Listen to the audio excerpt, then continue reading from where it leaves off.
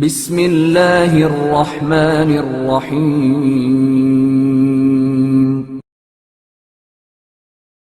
حقیقت میں غریب کون؟ ایک دن جناب رسول کریم صلی اللہ علیہ وآلہ وسلم نے اپنے اصحاب سے پوچھا کہ غریب و بے نوا کون ہے؟ اصحاب نے عرض کی، یا رسول اللہ، وہ شخص غریب و بے نوا ہے جس کے پاس مال و دولت نہ ہو۔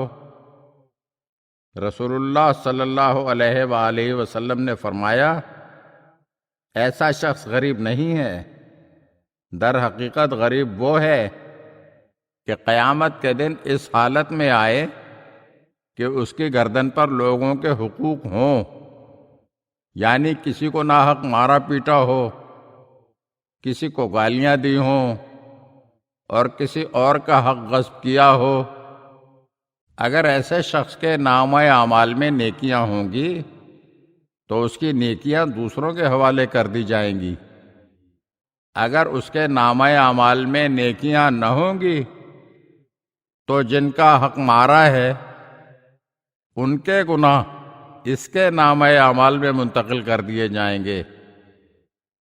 چنانچہ در حقیقت غریب و بے نوا یہ شخص ہے، اور قرآن کریم کی اس آیت کا اشارہ بھی اسی کی جانب ہے۔ وَلَيَحْمِلُنَّ أَثْقَالَهُمْ وَأَثْقَالًا مَعَ أَثْقَالِهِمْ، وہ اپنے بوجھ کو اٹھائیں گے اور اپنے بوجھ کے ساتھ ساتھ دوسروں کا بوجھ بھی اٹھائیں گے۔